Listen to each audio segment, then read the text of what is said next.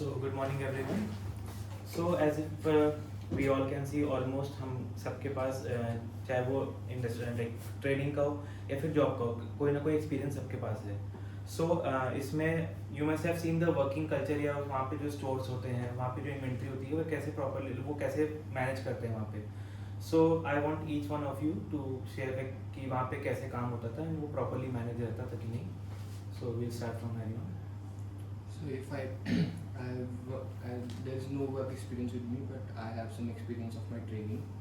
So while I was doing my training back in France, my particular duty was to manage to bring the particular wines which were asked by my sommelier. So what she used to do, she used to make a list, and I used to take a crate and I used to go down in the cellar. It was well maintained, and also the temperature maintained within the cellar was good, appropriate, so that the wines are not contaminated. I used to get the wines. It was easy for me as a learner because I was able to identify each wine because of the proper stack of the issue. That's the way it was beneficial for me, the story. So I've worked in JW Marriott during my industrial training. So there was a separate department, like F&B department, who was responsible for all the inventory checkup and purchasing. And so there was a they maintain a records for all perishable items and all non-perishable items. And our duty was to go and check all the perishable items, like खराब तो नहीं है, we have to check the quality. And we have to maintain the record also कि कौन कौन सा item receive हुए, कौन गुड कंडीशन में और कौन मतलब जो है अच्छे नहीं है, तो so can we can return it. So there was a full record maintenance in the inventory control. I have done my internship in Palace Jaipur.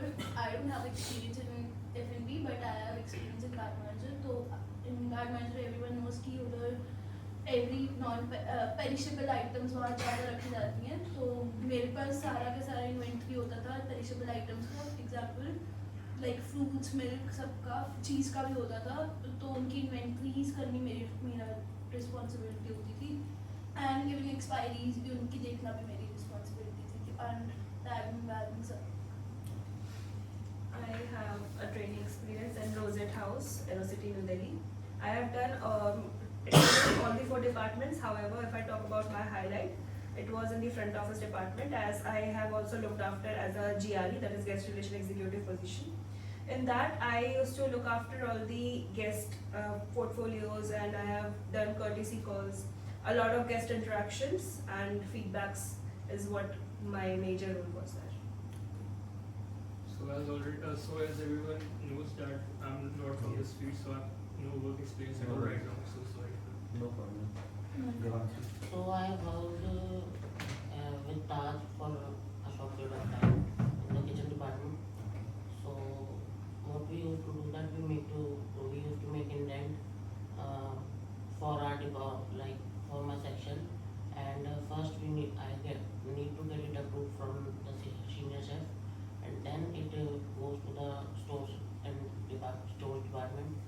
From there, whatever material comes, it then has to be approved to the accounts, and then we used to receive it.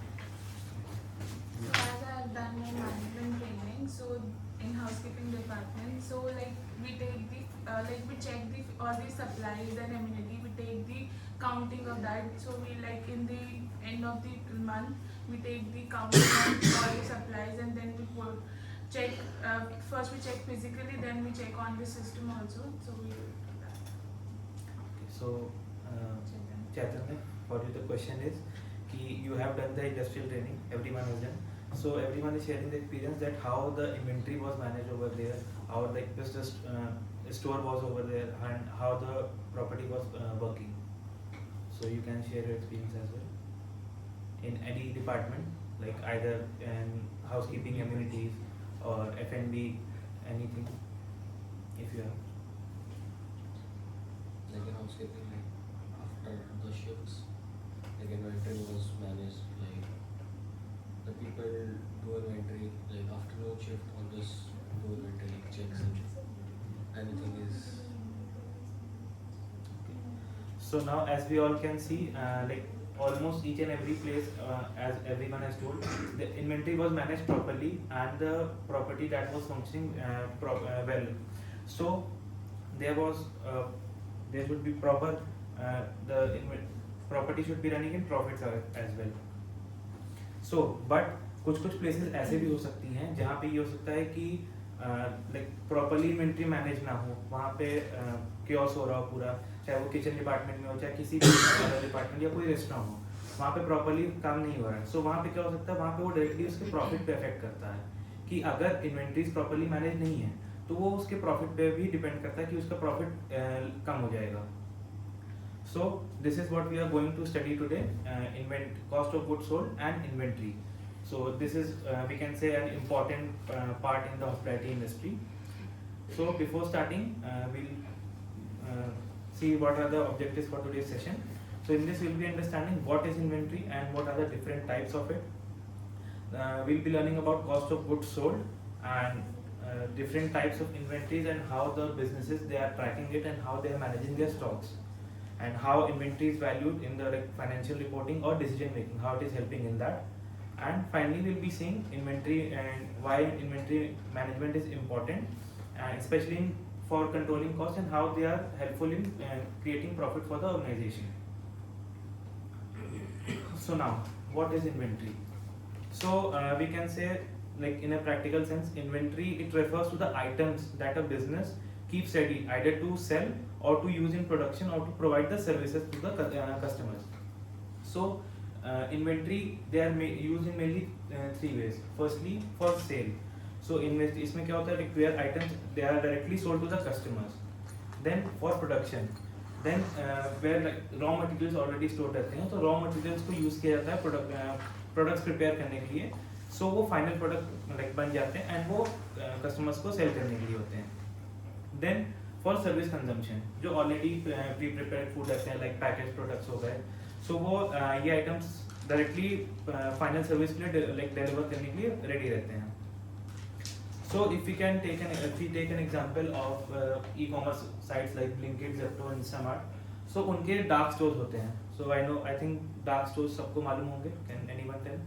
मतलब those stores मतलब which are not visible to customers, मतलब customer खुद जाके नहीं, मतलब वो for example अपना ये क्लाउड किचन टाइप होता है, उसी टाइप का होता है, ये स्टोर्स होते हैं. So यहाँ आप खरीद भी सकते हो. कस्टमर्स जाके खुद नहीं खरीद सकते हैं, you have to order from there. So उसको डार्क स्टोर इसीलिए बोला जाता है कि वो डायरेक्टली कस्टमर्स के कांटेक्ट में नहीं रहते हैं. लाइक कस्टमर्स परचेज कर सकते हैं बट वो थ्रू डिलीवरी पर्सन्स के होता है. सो वहाँ पे क्या होता है, सारे ग्रोसरीज और जो पैकेज आइटम्स हैं वो प्रॉपरली स्टोर रहते हैं and they are considered as an inventory over there. Suppose Blinkit का डार्क स्टोर है, सो वहाँ पे जितने भी आइटम्स है वो उनका इन्वेंट्री में काउंट होता है. सो जब तक इन्वेंट्री कस्टमर को हैंड ओवर हो जाए, कस्टमर के पास ना चले जाए, तब तक वो ब्लिंकिट के इन्वेंट्री में ही काउंट होगा. जब अगर वो प्रोडक्ट डिलीवर हो गया है एंड अगर उसमें लाइक अगर कोई रिटर्न भी आता है, कोई कंप्लेंट आती है उसमें, अगर उसको रिटर्न कंज्यूमर को वो रिटर्न करना होता है, then also it will be counted in the inventory of the Blinkit only. जब तक वो प्रॉपरली डिलीवर नहीं हो जाता तब तक वो इन्वेंट्री से नहीं हटेगा. So therefore we can say inventory is simply the stock that a business keeps ready for the sale और फॉर द कंज्यूमर को यूज करने के लिए. So we have understand like what is inventory. So now we'll be seeing how the what are the different types of inventory in the hospitality industry. So first is the food and beverage inventory. So in this it includes like इसमें सारे items include होते हैं जो directly meals और drinks को prepare करने के लिए होते हैं. Like हमारे बार जो suppose बार रेस्टोरेंट में बार होते हैं, so उनकी एक अलग इन्वेंट्री होती है जहाँ पे सारे बेवरेजेस पहले से स्टोर रहते हैं. सो वो बारटेंडर उससे यूज़ करते हैं मॉकटेल्स एंड कॉकटेल्स प्रिपेयर करने के लिए. सिमिलरली किचन्स में हो गया, सो वहाँ पे कोल्ड स्टोरेज है, सो वहाँ पे वेजिटेबल्स, मीट, सॉसेज सारी चीज़ें स्टोर रहती हैं. So these are the like most critical items because they directly link to what the customer consumes. So we can take example over here like for McDonald's. सो उनका क्या होता है, उनकी इन्वेंट्री पहले से स्टोर रहती है. लाइक उसमें जो बर्गर के बंस हो गए, उनकी चीज़ हो गई एंड फ्राइज है, सॉसेज, वो सारी ऑलरेडी स्टोर रहती हैं. सो ये सारी चीज़ें कंबाइन करके प्रोडक्ट कंज्यूमर को कंज्यूम करने के लिए होता है. So these items they move quickly and they require strict control because they are perishable. अगर वो उसको प्रॉपर्ली मैनेज नहीं किया जाएगा, लाइक फीफो एंड डीफो, ये सारी चीज़ें यूज, लाइक ये प्रोसीजर यूज़ नहीं किए जाएंगे, तो हो सकता है वो आइटम्स खराब भी हो सकते हैं. सो इसके लाइक प्रॉपर फंक्शनिंग प्रॉपर ज़रूरी है. Then we have operating supplies. So operating supplies क्या होता है, ये लाइक डायरेक्टली कंज्यूमर्स को सेल करने के लिए नहीं होते हैं, but they play an important role also. So इसमें पैकेजिंग मटेरियल्स इंक्लूड होते हैं, लाइक कप्स हो गए, नैपकिन्स हो गए, ये सारी चीज़ें. तो इसमें लाइक कंज्यूमर डायरेक्टली पे नहीं करते उन चीज़ों के लिए, बट वो आइटम्स एक एसेंशियल रोल प्ले करती हैं सर्विस क्वालिटी को डिफाइन करने के लिए. सिमिलरली इसमें मैकडी का एग्जांपल लिया है, लाइक बेवरेजेस के कप्स हो गए, बर्गर के रैक्स हो, लाइक जो बॉक्सेस रहते हैं, फ्राइज का जो बॉक्स रहता है. सो ये सारी चीज़ें उसमें आएंगी. Then we have amenities and consumables. So इसमें ये are mainly use in the hotels only. So ये क्या होता है, ये कस्टमर्स को लाइक उनकी कंफर्ट और एक्सपीरियंस को एनहांस करने के लिए यूज़ होता है. सो इसमें लाइक इंक्लूड होते हैं टॉयलेटरीज हो गए, रूम एमिनिटीज हो गए, बॉटल वाटर हो गए. सो ये सारी चीज़ें इंक्लूड होती हैं. सो इसमें क्या होता है, ये गेस्ट की जो भी एक्सपीरियंस रहती है, जो अगर गेस्ट सपोज किसी रूम में गया है तो उसमें क्या क्या एमिनिटीज प्रोवाइड हो रही है वो डिफरेंट ब्रांड टू ब्रांड और कैटेगरी वाइज भी डिफर करता है. सपोज 5 स्टार प्रॉपर्टी है, उसमें अलग एमिनिटीज रहेंगी. 4 स्टार प्रॉपर्टीज हैं, लाइक बजट होटल्स हैं, उसमें अलग टाइप की एमिनिटीज रहेंगी. सो ये टोटली डिफर करता है. So if we conclude all three, so we can say food inventory, it is used to create the product. Operating supplies, it supports the process, and the amenity, it is used to enhance the customer experience. So together we can say this inventory ensures smooth operation in the hospitality industry. So now inventory ownership. So we have understood what are the types and what is inventory. So now we'll be saying क्या like inventory ownership क्या होती है, वो कौन इसे own करता है. तो ये mainly 2 types की होती हैं. First one is the business owned inventory. So इसमें क्या होता है, like इसमें भी मैकडी का एग्जांपल है. सो मैकडी के जितने भी प्रोडक्ट्स रहते हैं, लाइक उनके पैटीज हो गई, बंस हो गए, सो वो खुद ही मैन्युफैक्चर करते हैं, खुद ही उसे सप्लाई करते हैं. सो जैसे जो सप्लाई ट्रक है जो आया, वो किसी भी आउटलेट पे आता है सपोज. सो वहाँ पे वो इन्वेंट्री में लाइक सपोज जो भी आउटलेट है, तो वहाँ पे उस आउटलेट में वो इन्वेंट्री में आ गया, तो वो मैकडी की ही इन्वेंट्री में काउंट होगा, वो उसके ही एसेट में काउंट होगा कि वो अब उसी के अंदर है. एंड जब वो सारी इन्वेंट्री अगर उसको कंबाइन करके हम यूज़ करते हैं किसी एक फाइनल प्रोडक्ट को बनाने के लिए, सो जो फाइनल प्रोडक्ट होता है तो वो इन्वेंट्री से वो कन्वर्ट हो जाता है कॉस्ट ऑफ गुड्स सोल्ड में. जो प्रोडक्ट हम सेल करेंगे. So we'll be studying cost of goods sold further in brief. So here we can say like ownership जो होती है वो क्लियरली बिजनेस का जो भी बिजनेस है उसके पास ही रहती है. एंड जब तक लाइक वो गुड्स उनके पास है. सो हाउएवर सिर्फ ये टाइप नहीं है, सेकंड टाइप है थर्ड पार्टी मैनेज. सो इसमें क्या होता है, इसमें भी सेम है, लाइक सप्लायर रहते हैं, बट इसमें क्या होता है जो गुड्स रहते हैं, दे आर सपोज होटल है, तो होटल में एमिनिटीज हो गई, जो भी टॉयलेटरीज हो गई, रूम एमिनिटीज हो गई, सो वो होटल के ही इन्वेंट्री में स्टोर है, बट उसे कोई थर्ड पार्टी मैनेज कर रहा है. अगर कोई होटल है एंड वो किसी थर्ड पार्टी पे कॉन्ट्रैक्चुअल बेसिस पे रखा हुआ है कि हमें ये सारे एमिनिटीज चाहिए एंड इस ब्रांड के चाहिए. सो वो जो थर्ड पार्टी रहती है वो उसका काम रहता है कि उसे प्रॉपर्ली मैनेज करना. सो इसमें क्या होता है, जब तक जो एमिनिटीज रहती हैं वो प्रॉपर्ली गेस्ट की यूसेज में ना आए, तब तक वो जो थर्ड पार्टी रहेगी उसके इन्वेंट्री में ही काउंट होगी. बट अगर वो इन्वेंट्री जो भी एमिनिटी है वो गेस्ट यूज कर लेता है, सो it goes to the cost of goods sold. So if we compare both the types now, so business owned में क्या होता है, ownership transfer हो जाती है when business purchases the goods. But third party inventory में होता है कि ownership तभी ट्रांसफर होती है जब वो गुड कंज्यूमर से कंज्यूम कर लेता है. जब तक वो कंज्यूम नहीं होता वो प्रोडक्ट, तब तक वो ओनरशिप थर्ड पार्टी पे ही रहेगी. So we can say inventory ownership ये सिर्फ storage, it is not just about storage, but it is about when the business actually bears the cost of that product. Absolutely. Ownership isn't just about who it. So now for till now we have understood what is inventory, its type and its ownership. So now the important question now comes, how the business actually manage those inventories. So these so यहाँ पे क्या होता है, यहाँ inventory system जो होते हैं दो they comes into the picture of. तो इसमें इन्वेंट्री आती है, वो स्टोर होती है एंड सिस्टम्स में प्रॉपर्ली मॉनिटर किया जाता है. एंड जहाँ पे बिजनेसेस उसे प्रॉपर उसका ट्रैक रखते हैं कि वो कैसे कितने इन्वेंट्री अभी स्टॉक में है एंड कितनी कंज्यूम हो चुकी है. So we can say inventory it is simply a method used to track and manage stock in a business from purchase to its usage.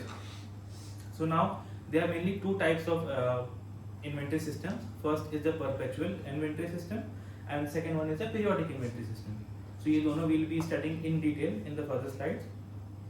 So we can say inventory systems, they ensure that how businesses are running properly or not, and they should know that what the stock they have, how much they have used and when to reorder, like उसे कब stock को reorder करना है. So first one is the perpetual inventory system. So in this inventory क्या होता है, वो continuously real time में update होता रहता है.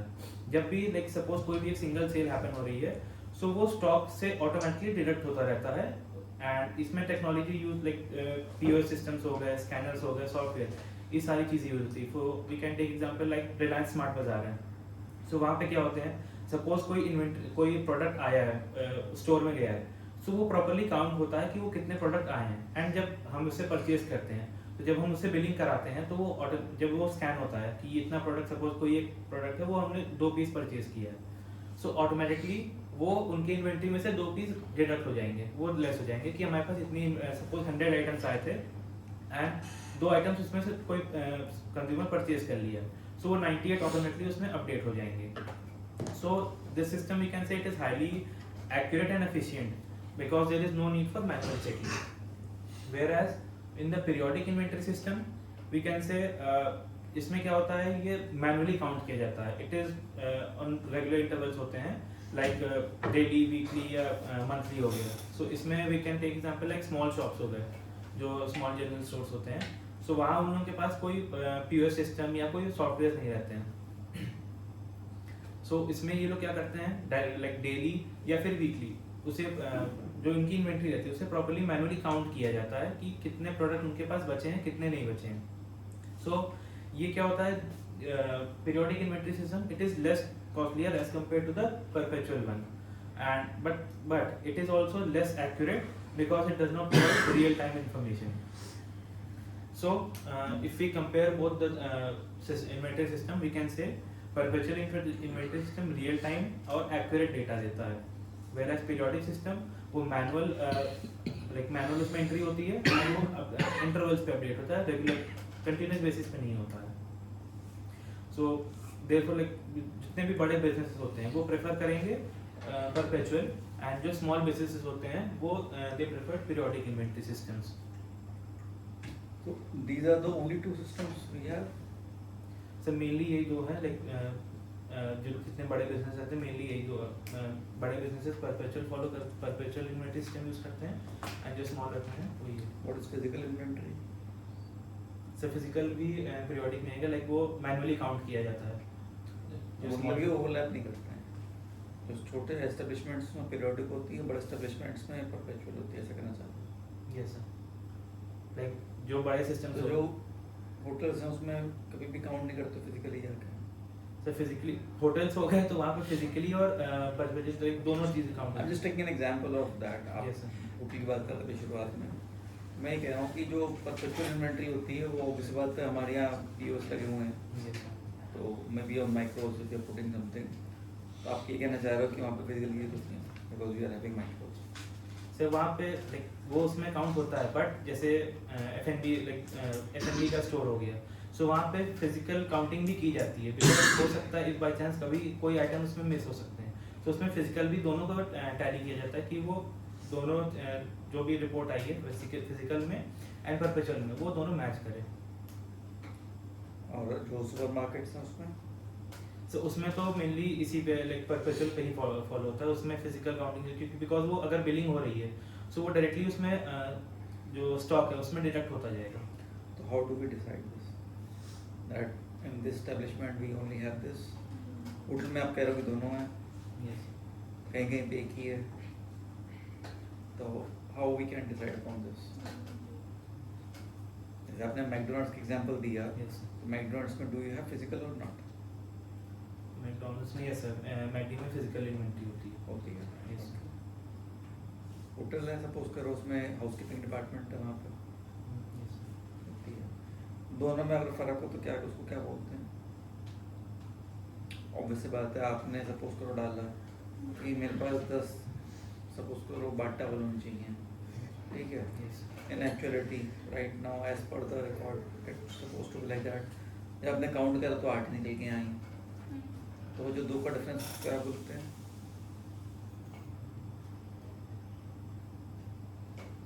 There might be a difference ना? Yes. आप ये जो कह रहे हो कि हम बार में या रेस्टोरेंट में या कहीं पे भी मे बी सप्लाईज में भी लिनन में भी कटलरी क्रॉकरी फ्लैटवेयर आप ऐसा कर सकते हो that there may be a discrepancy. Yes. और बार में तो ये बहुत कॉमन चीज़ है. आप सोच रहे हो बोतल मेरे पास इतनी होनी चाहिए और निकल गया ही कम या ज़्यादा, तो कम में भी दिक्कत है, ज़्यादा में भी दिक्कत है. Will talk how, but what is the term that is been used? Ask them. So does anyone know the term? What is it called? R stop, R level. Par stock क्या होता है?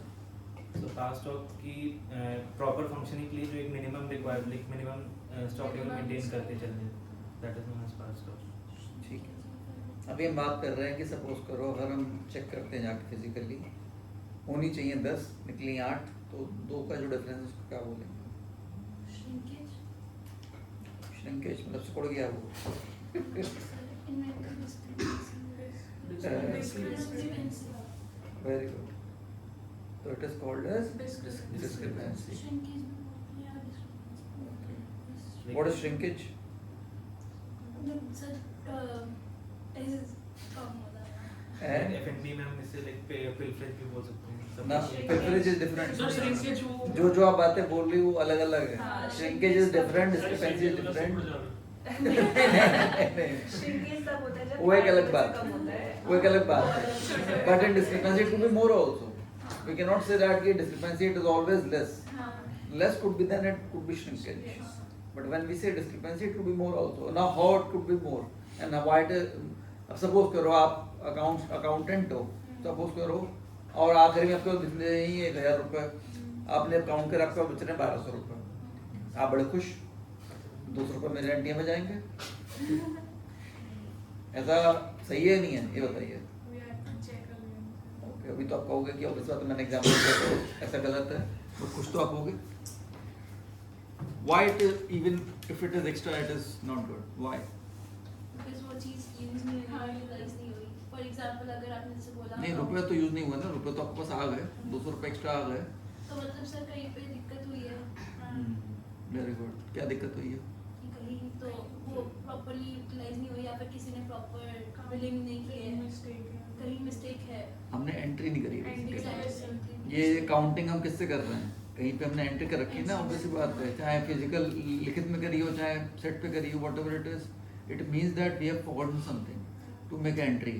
ऐसा धनवर से थोड़ी होगी ऊपर से कि मतलब 200 रुपये भगवान जी आपकी जेब में आके एंट्री में डाल देंगे कि हाँ आज तुम जाके जो है वो हाँ लागर पियो.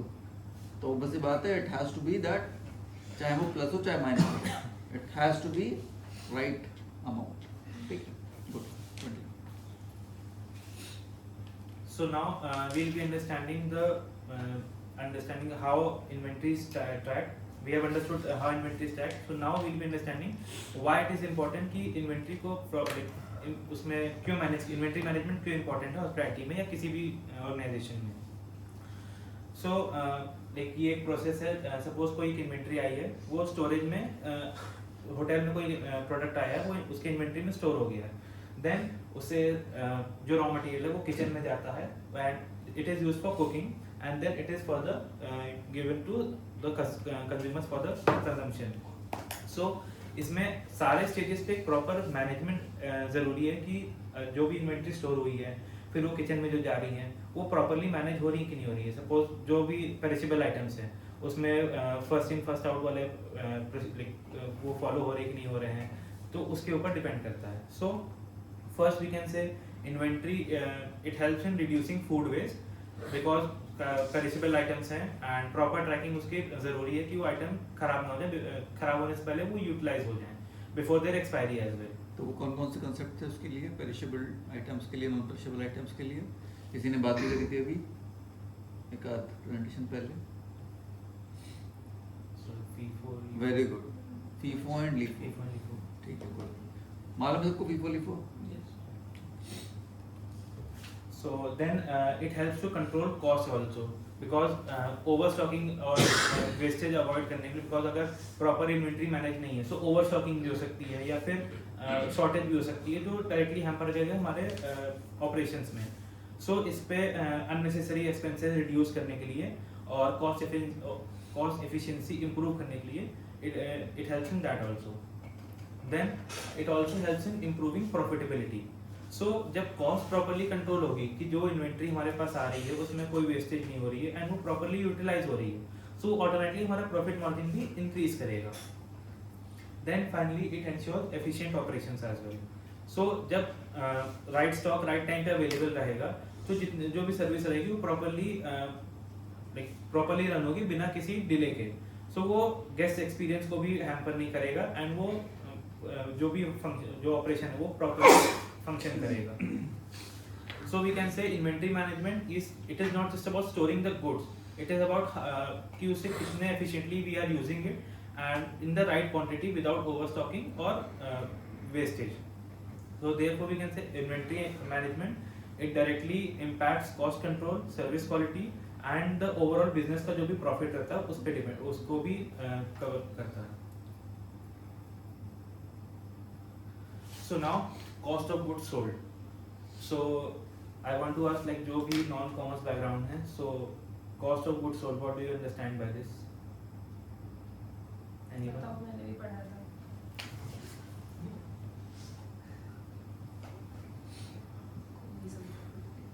जो हम गुड्स सेल कर रहे हैं कस्टमर्स को दे रहे हैं तो उसकी कॉस्ट हमें कितनी पड़ रही है? Yes. What's the cost for the things which Yes, rightly said by everyone.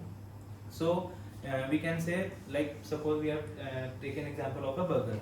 So इसे assemble करने में like इसे बनाने में जो भी हमारा items लग रहे हैं, बन हो गया, पैटी हो गए, चीज़, वेजीज हो गए, सॉसेज हो गए, ये जितने भी आइटम्स होते हैं इसका जो भी कॉस्ट होता है वो कंपनी को लाइक वो कितना कॉस्ट पड़ रहा है उस आइटम को प्रोड्यूस करने के लिए।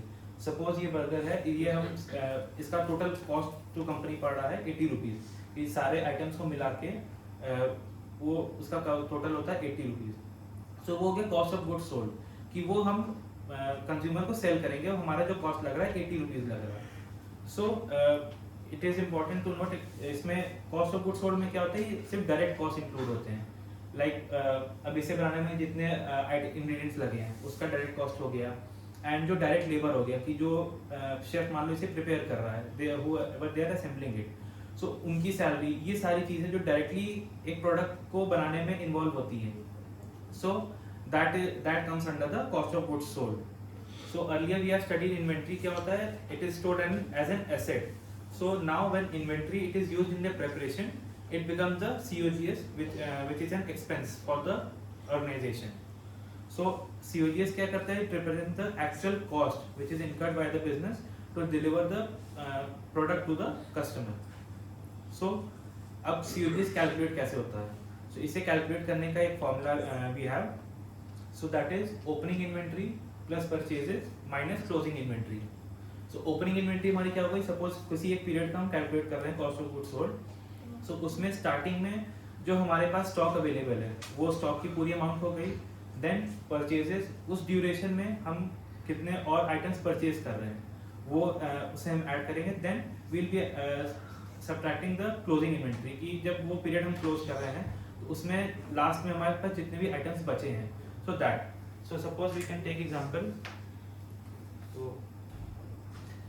हमारी ओपनिंग इन्वेंट्री हो गई 20,000 रुपीज़। जब हम किसी सपोज एक मंथ का एक वीक का कैलकुलेट कर रहे हैं, उस समय बाद हमारे पास इन्वेंट्री थी 20,000 रुपीज़ की। विद इन दैट पीरियड हमने आइटम्स और परचेज किए of 80,000 rupees. Then closing stock जब हम उसे क्लोज कर रहे थे तो हुआ 15,000। सो 20,000 plus 80 that will be 1 lakh. Then 1 lakh minus 15,000 that is the closing stock, that will become 85,000. So इस ड्यूरेशन में जो हमारा प्रोडक्ट सेल हुआ है वो वर्थ हमारा जो हमें कॉस्ट पड़ी है ऑर्गेनाइजेशन को, that is for 85,000 rupees.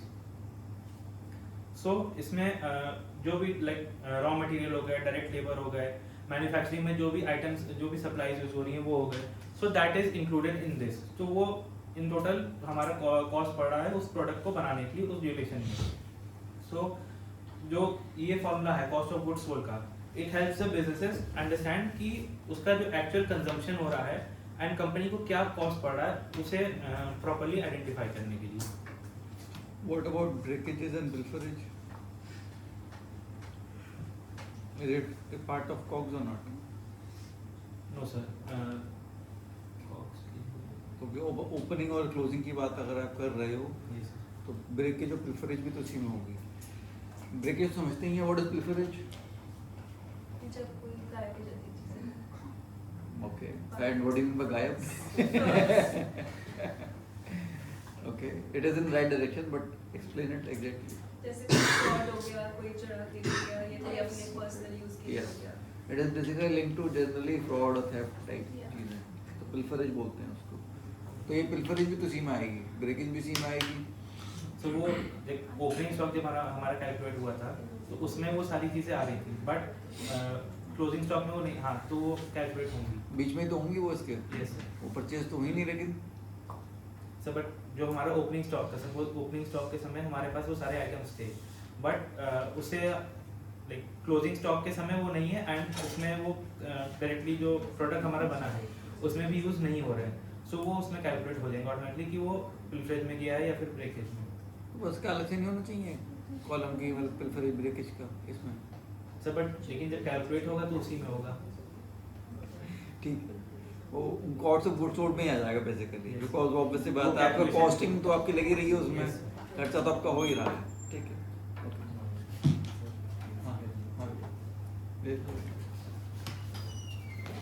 So now we have understood कि COGS कैलकुलेट कैसे होता है। सो नाउ ये COGS जो होता है वो बिजनेस के लिए क्यों इम्पोर्टेंट है। So first it affects the gross profit, because जो हमारा ग्रॉस प्रॉफिट होता है, जो प्रॉफिट है वो COGS पे भी डिपेंड करेगा। So we can say like जो हमारा प्रॉफिट का फॉर्मूला होता है,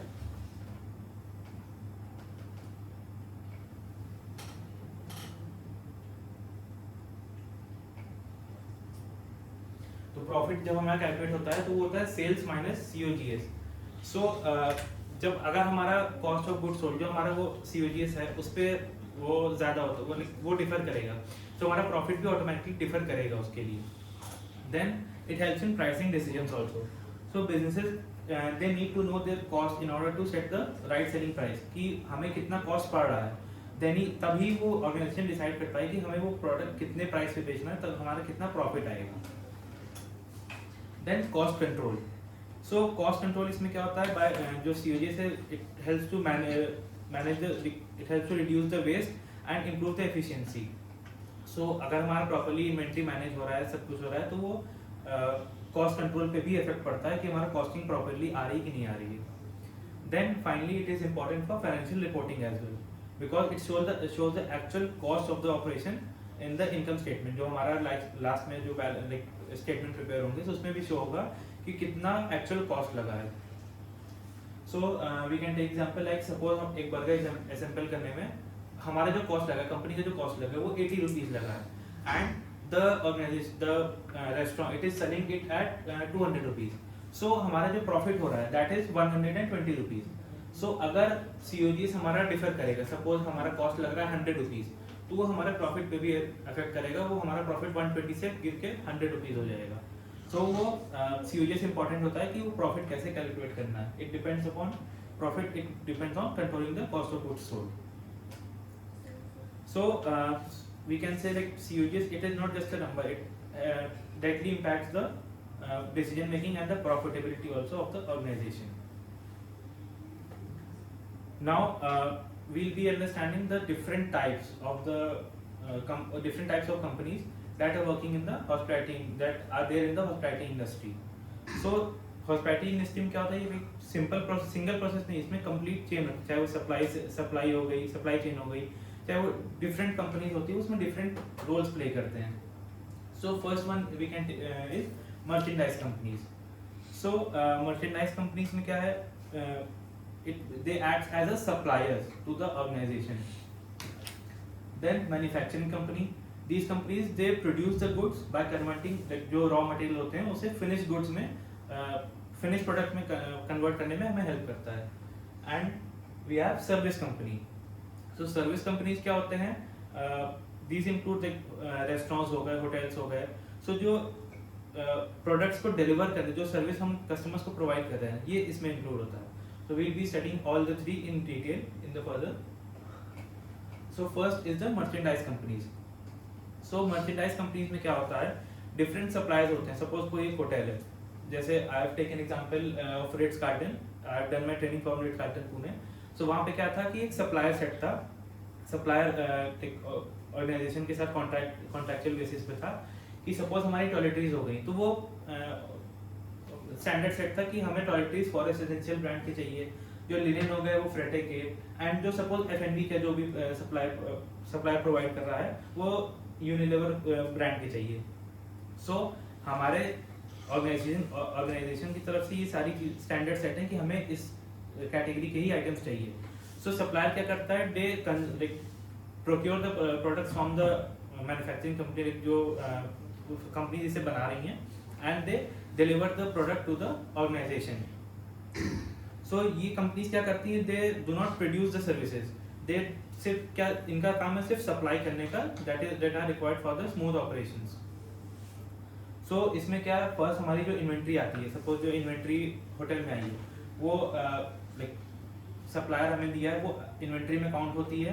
देन जो होटल होता है उसका प्रोक्योरमेंट कॉस्ट भी इनकर करता है कि उसमें हम उस आइटम को प्रोक्योर करने में कितना कॉस्ट लगा है, उसे परचेज करने में क्या कॉस्ट लगा है.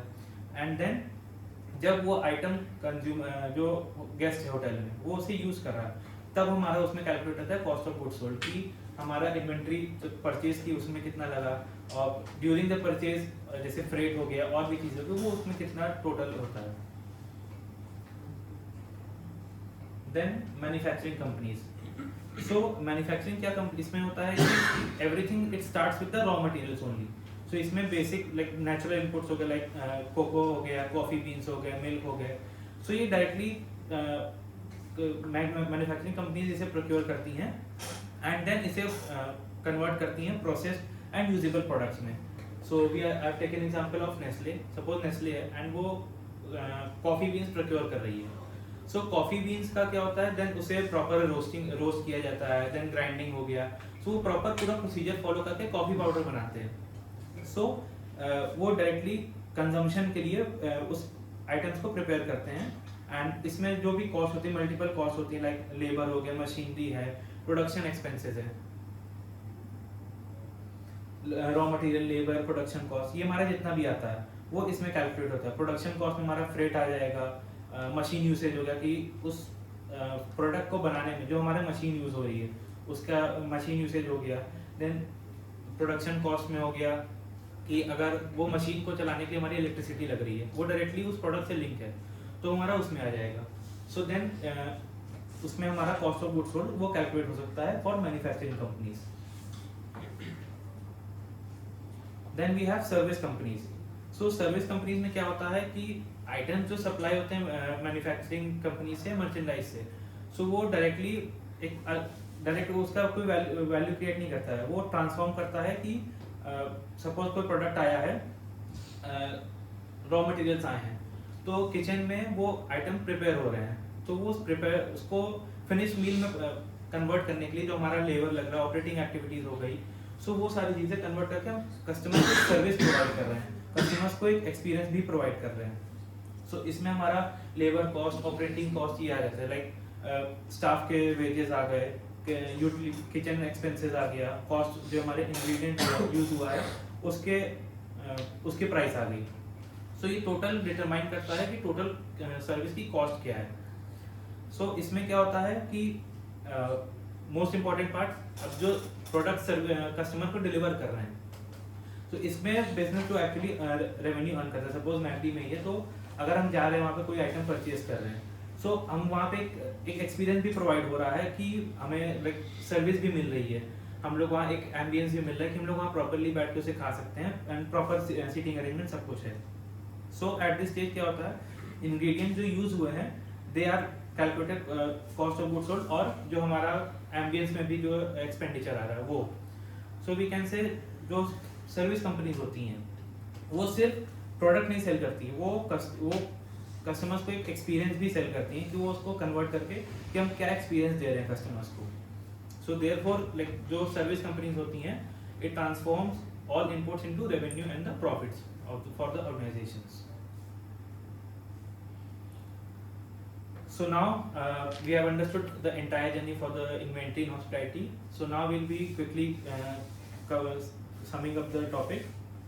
So we can see the flow: inventory, COGS, profit और business success. So inventory क्या होता है, हमारे ऑपरेशन में यूज होता है, एंड जब वो इन्वेंटरी यूज हो जाता है तो हमारा कॉस्ट ऑफ गुड्स सोल्ड बन जाता है, which directly affects the profit and ultimately determines the business success also, कि business की क्या सक्सेस है उस पर डिपेंड करता है।